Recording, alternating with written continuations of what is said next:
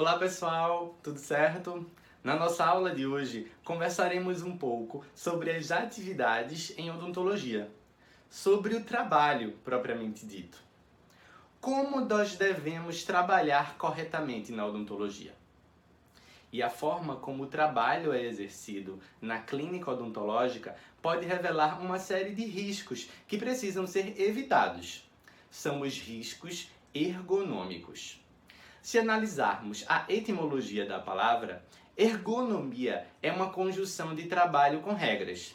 Ergon, de trabalho, e nomia, de norma ou regra. Deste modo, ergonomia seria conceituada, basicamente, como as regras para se realizar um determinado trabalho. Ao longo do tempo, foram atribuídos diversos conceitos para ergonomia, tais como disciplina, que estuda as leis naturais do trabalho humano, estudo do homem com as suas relações no ambiente de trabalho, ou estudo multidisciplinar do trinômio homem-máquina-ambiente. O fato é que, historicamente, esta relação do ser humano com o trabalho esteve muito relacionada à produtividade, que consiste no quanto se produz em um determinado período de tempo com qualidade. Esta busca por maior eficiência no trabalho influenciou decisivamente os processos de trabalho, desde a Revolução Industrial, com a adequação de máquinas, processos e dos parâmetros relacionados ao meio ambiente. Ou seja, todos esses fatores atuando para um trabalho mais produtivo. Podemos resumir, então, que a ergonomia engloba um conjunto de conhecimentos científicos relativos ao ser humano e que objetiva uma melhor adaptação das situações de trabalho aos trabalhadores. A ergonomia pode ser classificada de diversas formas, porém uma forma fácil de entender está representada na distinção feita por Wisner em dois campos principais: ergonomia do produto e ergonomia da produção. A primeira, do produto, corresponde à concepção de produtos com atenção voltada para a sua otimização ao bem-estar do usuário, considerando suas características e necessidades de conforto e segurança. Neste caso, no consultório odontológico, por exemplo, poderíamos identificar como o conforto proporcionado pelo mocho. Já a ergonomia de produção ocupa-se da organização dos métodos de trabalho, da distribuição das tarefas, do desenvolvimento de padrões e protocolos com treinamento constante. Ao pensarmos no consultório, seria um jeito de fazer as atividades, desde a posição ao sentar até a forma de organização da bandeja clínica.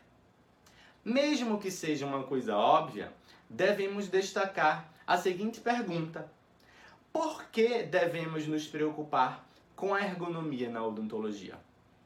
Vamos lá. Pensa comigo.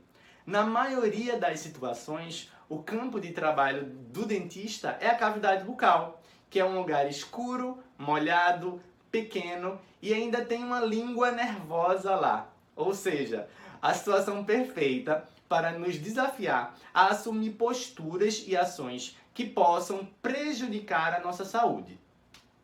E as consequências de um trabalho ergonomicamente inadequado são as chamadas DORT, ou desordens osteomusculares relacionadas no trabalho, as quais podem ser desde consequências biológicas até psicológicas. Um trabalho estressante, por exemplo, é um prato cheio para uma interferência negativa para a produtividade no trabalho.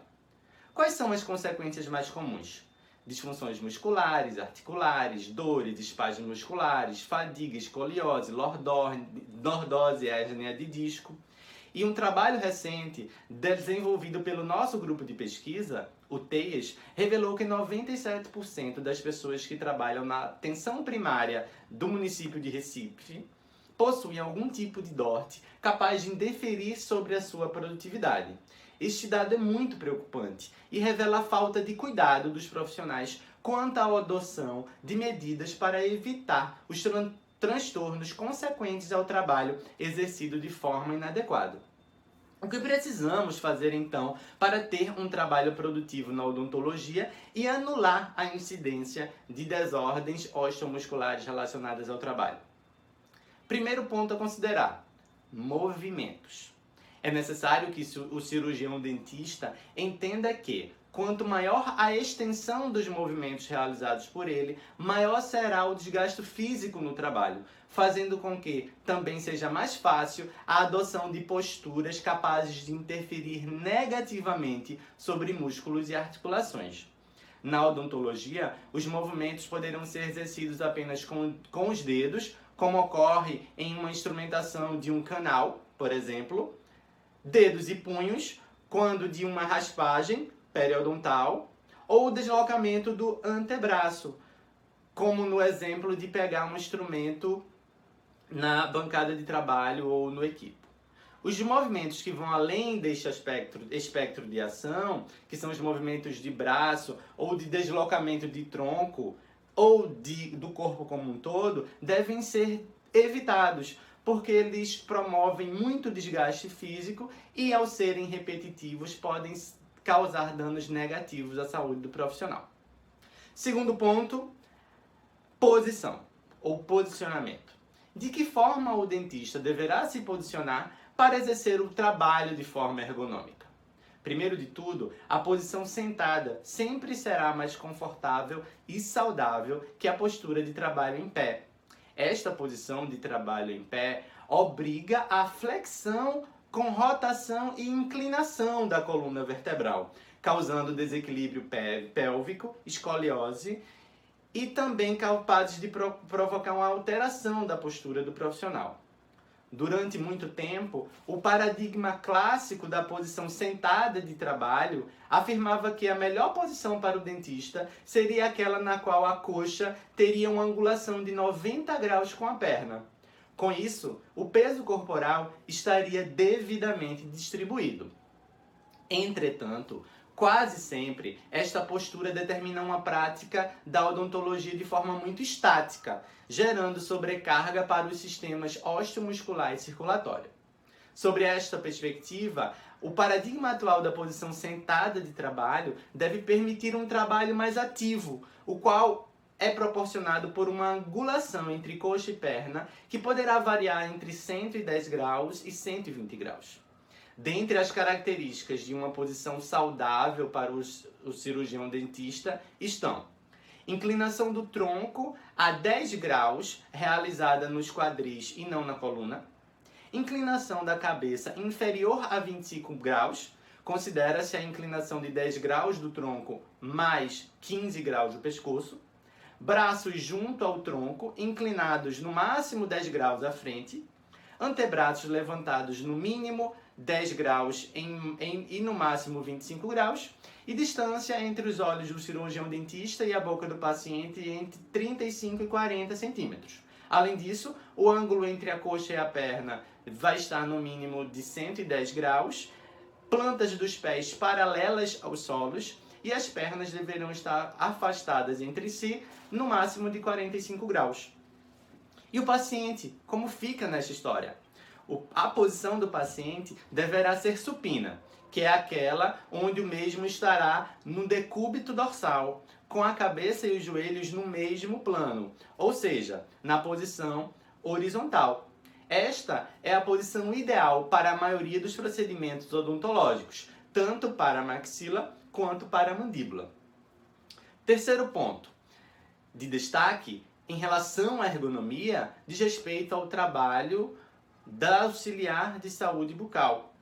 A equipe auxiliar tem papel fundamental dentro da ergonomia no consultório odontológico, por proporcionar uma melhor eficiência e melhor posicionamento do profissional, no caso o dentista. Assim, o dentista é capaz de delegar funções, o que acarreta menor fadiga, pois sua atenção fica concentrada somente no paciente.